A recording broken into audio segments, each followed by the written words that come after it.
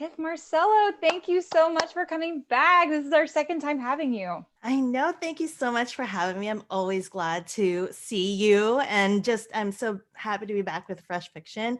Kind of bummed, obviously, that this is not live and that I didn't get to fly all the way I know to it was see you all, nice. but I'm so happy to be here. We are too. So how are you holding up? How are you and your family doing? We're doing really well. And we're so thankful. At this point, that's what we're hanging on to. And my oldest son went off to college, and I was most worried about that. But his school has done a really good job. Mm-hmm. So they haven't had to shut back down, and their numbers have remained stable, and they have a good plan there. He goes to VCU and has a medical center. So it was like, that was my biggest thing, was sending my child out, because the lack of control is just hard for me. And then my husband, who works at the Pentagon, so far it's been good. So, but we're doing well. I've written more in the last 7 months that I've done in a long, long time, probably because it's become my escape. So books and my kids, who are all in virtual schooling right now, except for the one in college, have just been my focus. Wow. So you do feel like you've been a lot more productive with your writing? Yeah. And I think it's just pure. I actually think that I should be taking care of myself more. Like, I should sleep more and rest more. But I think what it is, that my brain is just, that's where it's going. In fact, I pulled back a little bit from social media, even because I felt like that was just my way of coping. So since March, I've written 2 books, and I'm under contract now for 4 upcoming books. So it's like, it just, I don't know. I don't know what happened. I might regret it once, in a year, when things get super busy, but I've been very pleased with my productivity, and I just, I'm going to hang on to it, because, it's always an ebb and a flow. Mm-hmm. And right now I have a lot of energy, so I'm just going with it. That's awesome. What have you learned the most about writing, now that you've gotten so many more books under your belt, but you're still, figuring out exactly where you want to be and everything, and how much Tif Marcelo you want to put out there?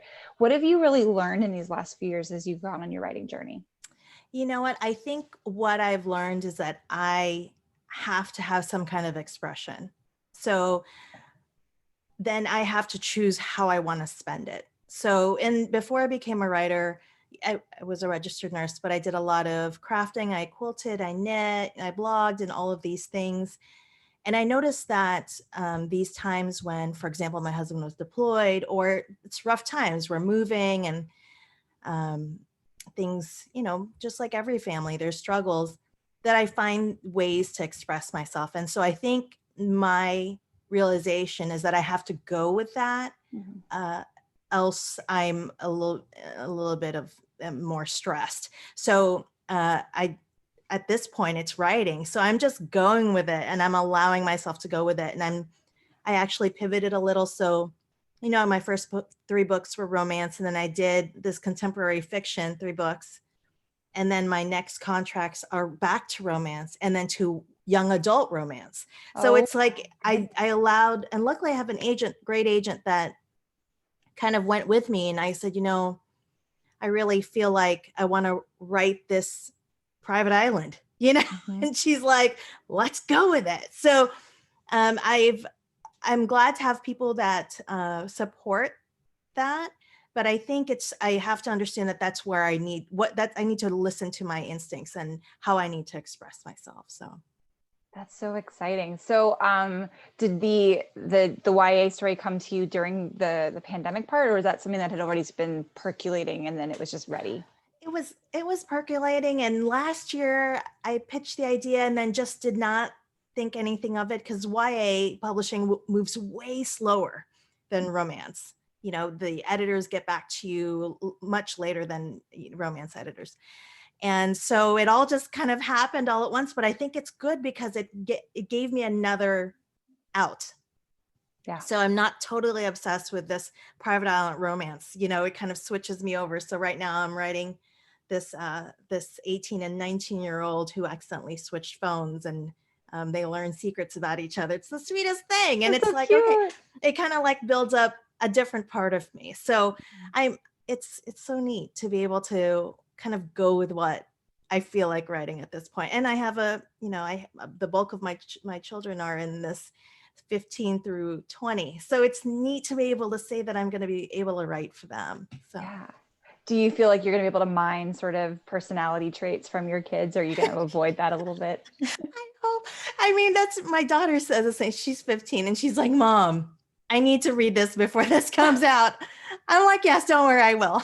I'll let you read it. Because I'm sure she's going to tell me if I misspeak or if I, say some really like old school lingo that she'll be like, Mom, you're an old head, stop. But yeah, I'm trying not to. It's sort of like in a book club far away that's coming out in April, and it's an Army wife story. And I wrote all of my, I'm in a group chat with all of my favorite Army wife friends. And I'm like, I just want to make sure you guys know that none of these characters are you guys. I made sure, like, I really tried to make sure that it did not sound like them or look like them or anyway at all. That's so funny. It's more just an homage to how much I love you, and not, these are not you. Exactly. But I know they're going to be thinking about all, because when you're, when your spouse is deployed, whether or not they're male or female, whatever, the spouse group is really tight. And so there's a lot of things that you share over the course of a year. And so I think a lot of the writing of that was making sure I did not accidentally make it a drama about some drama that we had, because that would not be great. Right. Do you feel like because you had that experience as a military spouse and, you were in the military yourself as well, but do you feel like that gave you sort of a unique perspective, or like you weren't seeing necessarily these sort of stories told in other military wife books? Absolutely. Absolutely. And I think that there wasn't enough being told. And even in our own military spouse circles, like we tend to always, and I think it's just because we're in the supportive role that we tend to step back because we know we're in the supportive role. And I really wanted to showcase them because, and I know I'm part of that community, but really I'm looking at them because I admire them, and what they've had to endure, in the modern war of decades of war, of this quiet war that is still going on today. And that's that a lot of people have forgotten about. Even throughout this pandemic, we're still deploying people as this pandemic continues. So, and so while everything else in the world is going on, we're still trying to make sure that my deployed brothers and sisters at arms and or their families are still, stable, and everybody's doing okay. That's so cool. And it's all based around a book club? I'm just kind of piecing together based on the title of the book. Yeah, because I'm a book club person. I've always been a book club person, and book clubs are where I find my people. And I'm sure because you guys are in a book club. And you get to meet people who are so amazing and are so different from you. Yes. And then you can talk about books that you might or might not agree with, that whether or not you like it or you like the message or whatever. And whenever I've moved, I'm an introvert. And so I'm always really scared. I was telling somebody once that I like to go to book club because I can carry my book with me, or I can carry my Kindle with me, and I can walk in and just, because I'm still, even though I've been a military spouse for 20 some years, whenever we move, I'm still really super scared. But the book clubs on post or whoever are my target. And then I read the book, and then I carry the book with me. And then I am totally nervous until we start talking about the book. And then I start to relax. And I find that those end up being my friends, super close friends. And it's so interesting that I have been in the range of book clubs. So I've been in book clubs where like we don't talk about the book at all. We just have like wine, and then we just drink for like 4 hours, right? And then I've been in a book club where it was like super strict. It was like, okay, we really want you to read 75 pages of the book.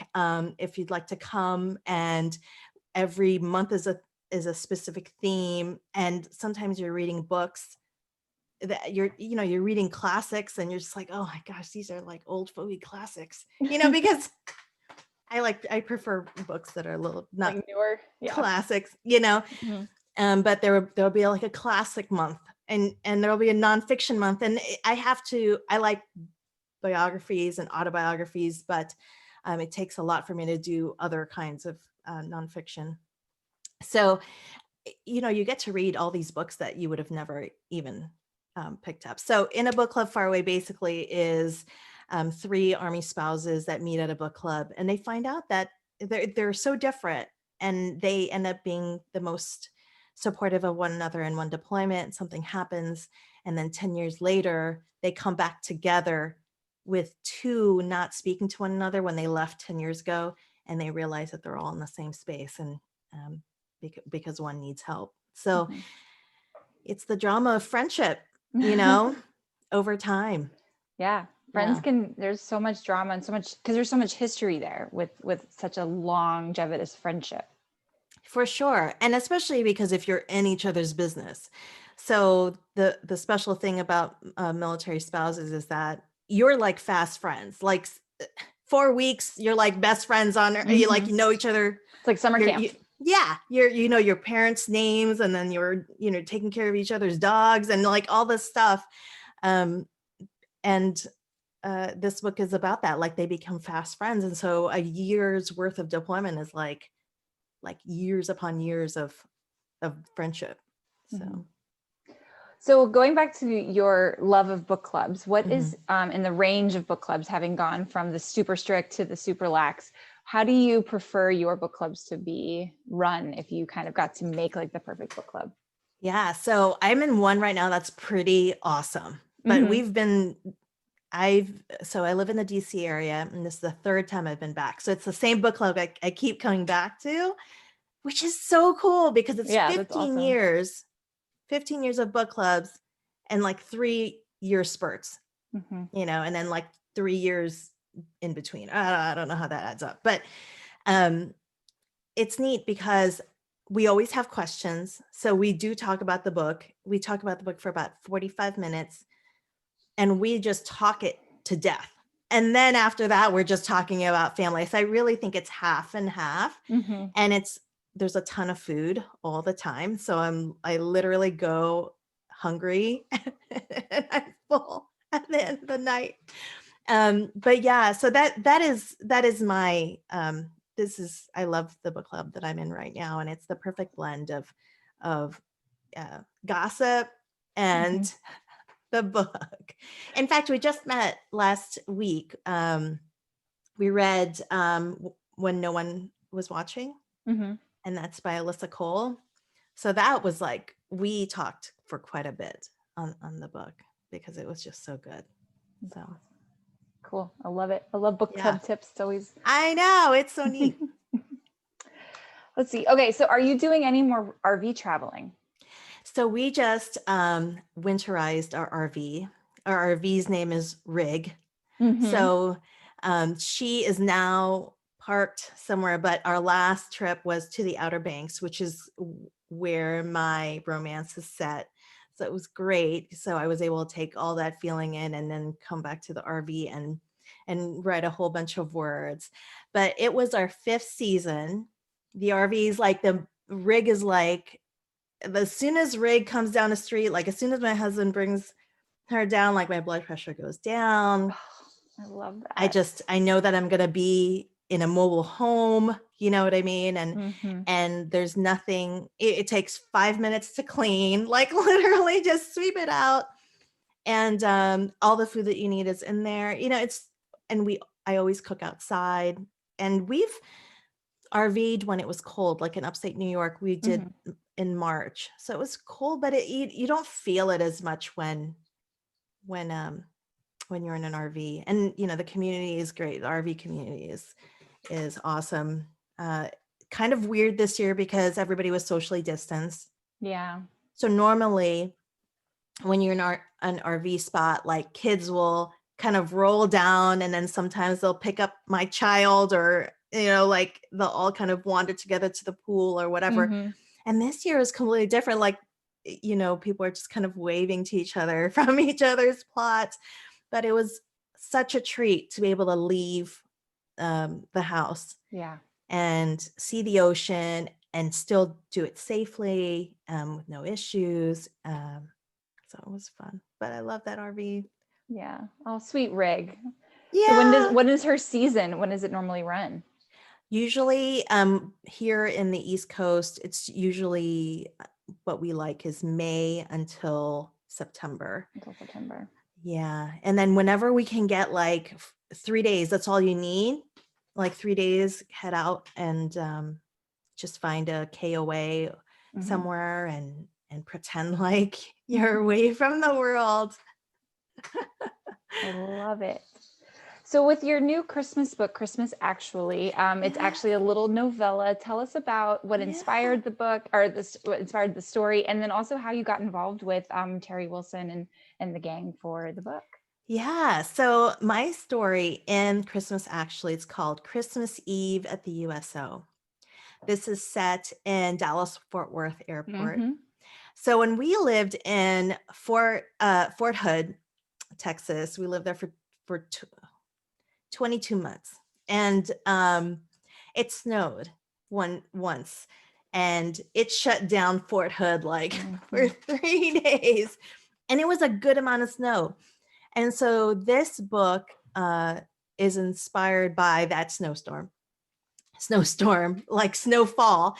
And it's set at the Dallas-Fort Worth Airport, and it's with 2 service members, active duty service members, who are all they're both trying to get somewhere during Christmas Eve. And they get stuck at the airport because there's an overnight snowfall. And it's a second chance romance. So these 2 knew each other in ROTC in college. And so 4 years has passed since they graduated from college. So it's like one overnight at the USO/airport. And that was also inspired by the fact that, so I was also in the military, and I went to airborne school at Fort Benning, Georgia. Airborne school is when you jump out of planes. So we just finished that course, right? And I am just in pain, right? Because you just jumped out of an airplane. Yeah, it's a fairly quick course. It's a 3-week course, and then you jump out 5 times after, falling a million times. And we were rushing to get to our flights. We made it to the first flight to get us from Columbus, Georgia to Atlanta. And in Atlanta, we all missed our flights. And there was this one guy that was heading back to West Point, and I was heading back to California. And we got stuck overnight. And I didn't know him the whole time we were at airborne school. Like because we were, we had helmets, and you're really ugly. I mean, you're just, you're covered with dirt all the time. And I had these, I hate to call it this, but birth control glasses. They were like this big, and because they were regulation. They're regulation glasses. You had to wear them. So I had BCGs on, and my hair was like almost a pixie cut and whatever. So and it was hidden helmet. I'm sure it looked like a guy from far away. I don't know.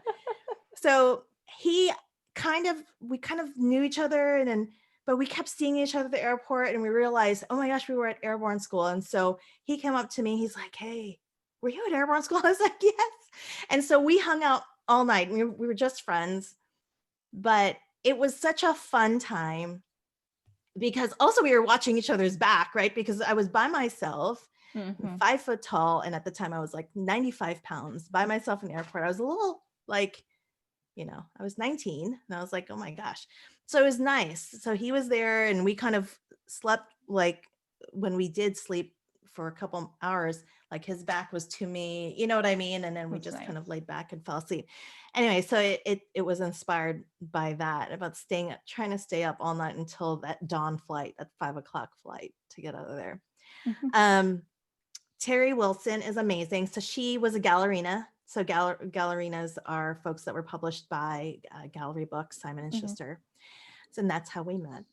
And she reached out to me and said, hey, do you want to do Christmas? And then she didn't even have to finish. I was like, yes.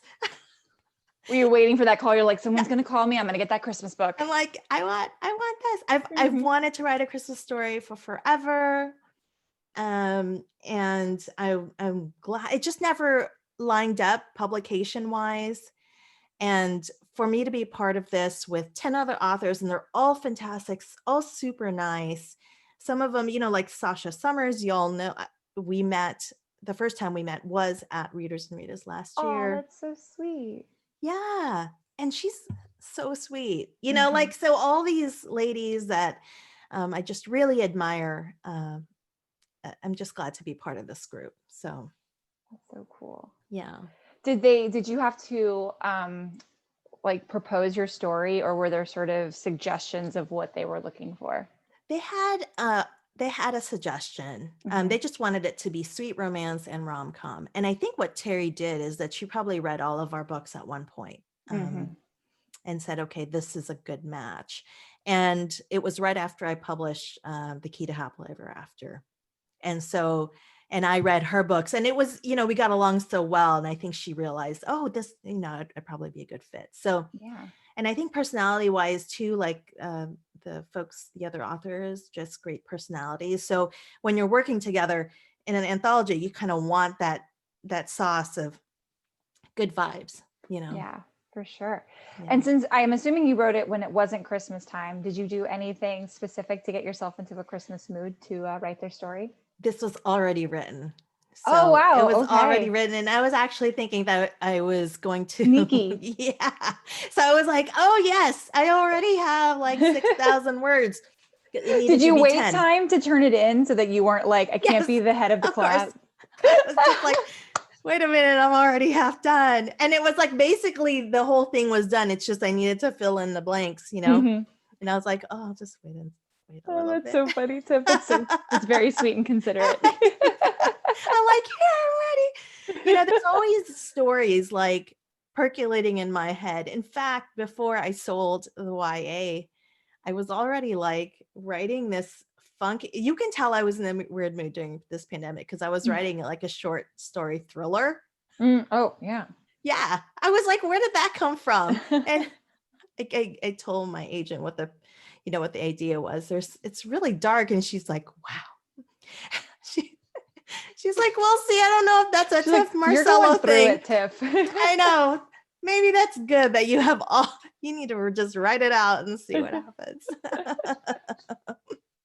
That's for your morning page journal, not necessarily for everybody else journal. Yeah. And I do morning pages too. I started that during the pandemic, and I'm so proud to say I've done every single day since March 23. That's amazing. Well, I already think of you as like a productivity wizard because you have your 5 a.m. writing club every day. So like it makes complete sense that you would be a complete natural when it came to doing your morning pages. I really think that has helped. That has helped me, and I wonder if that has been the key in getting myself to write every day, because I don't have any pressure to come up with anything for morning pages. Sometimes I just go into my morning pages and say, this is what I'm planning to do today. Yep. But then I write it out as sentences, and then suddenly like it'll unfold what my worry is. Yeah. Because I am also like a worry wart, and sometimes I don't jump in and know what my worry is until I start to warm up my emotions, and I realize, oh, today I'm worried about this thing. It's like unlocking that. Yeah. Morning pages has been really crucial. And I used to write in my diaries when I was younger, and I just, didn't think I had time for it, and I did not prioritize it. But now it's definitely the first thing I do in the mornings, and it has really helped me. That's awesome. Sure. I am a big fan and proponent of the morning page. Oh, so you write them too? Yeah, I love the artist way. Like it's it's life-saving. Yeah, it's so good. I read it a long time ago and then put it away and then thought I didn't need it. And perhaps I didn't at that time. And then so I reread it again because I was getting stuck. I think it was after in a book club far away, and maybe at the beginning of this.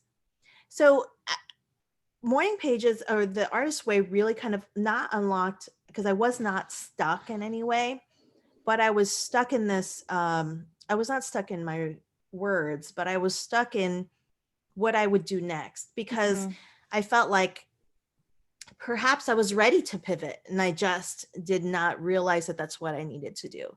So in writing the morning pages kind of made that happen. So yeah, that's so cool. I love that. Morning pages are great, guys. You should all do them. Yeah, exactly. Well, Tiff, we are coming up near the end, but I have a couple of rapid fire questions that I want to throw out at you before we switch to our I would say after hours. That was called after hours Q&A. Okay, so going with your, you just put Rig up for her winter. She's in hibernation, but I'm curious to know what your top 5 RV must-haves are. Oh my gosh. Carpet, like those those straw carpets on the thing. A garbage can that zips. That is like the biggest lifesaver in the whole world, because if you don't have a garbage can that zips around, then your garbage is and flies and all of that stuff. Yeah. Right. I thought I could cook over a fire. I cannot cook over. It's hard to cook over a fire. That takes, I was trying to be really rough, but rough and tumble. I got this. Did not work. So what I have is one of those plug-in casserole looking hot pad sort of. Yeah, everything. Just you cook everything in that. That's, what is that, 3rd or 4th? That's my 3rd. Clothesline. You can tie it in between 2 trees, in between like the things of the rig, where you can hang your swimsuits and your towels and whatnot. And then lights that run the bottom of your carpet. Brilliant. Because the lights on top still means that I'm tripping over things on the ground. And it's just so much cooler when you're the RV with the running lights. So I have to tell you that when our first year, like, you could tell that we were total noobs, because we roll up, we did not have carpet, we did not have a table. I mean, it was like one of these trash was everywhere. Trash was everywhere. Like, our towels were like, where were they? Where did we even hang towels? Like, all over our chairs and our, that year I was like, okay, this is what we're getting. And I bet the conversation after that was like, okay, we need a list. We're going to get everything set. and then just as a side note, I always talk about the time when you're a brand new RVer when you can't back up your RV without screaming at one another. So like, this is like a test in marriage. Okay, so my husband is like backing up the RV and I'm like doing hand signals, and he's not able to park it, and I'm screaming because he's gonna run me over, right? And then he's screaming, and then everyone's like, they're new. They're the new ones. They're the new ones.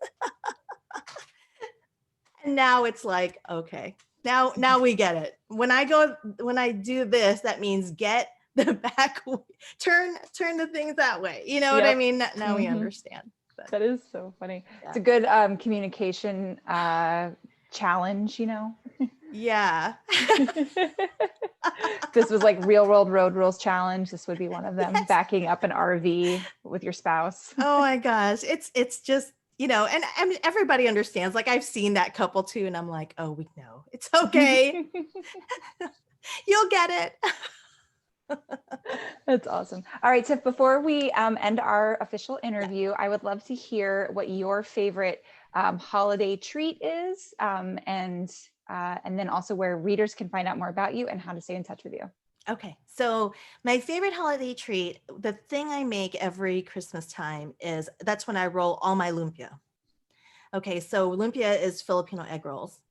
And throughout the year, I'll tell you a secret. I don't roll them throughout the year. I usually just pick them up from the Asian store and fry them up, right? But for Christmas and the holidays, I will spend, the 3 hours rolling, hundreds of lumpia, and literally I will just eat out of that. I'll just fry them throughout the weeks and leading up to the New Year's. And hopefully I make enough so that it lasts until the middle of, January. And you can find me on tifmarcelo.com, and I am most active on Instagram, which is, and my handle there is at Tif Marcelo. And then that is it. Yeah. Awesome. Great. Well, Tif Marcelo, thank you so much. You guys can Thank you. tune in, stay with us for the post-interview Q&A. If you have any questions, like I said, you can pop them in the chat. You can go ahead and raise your hand, or you can use your hand reaction. Yes, thank you. Go for it, Rochelle.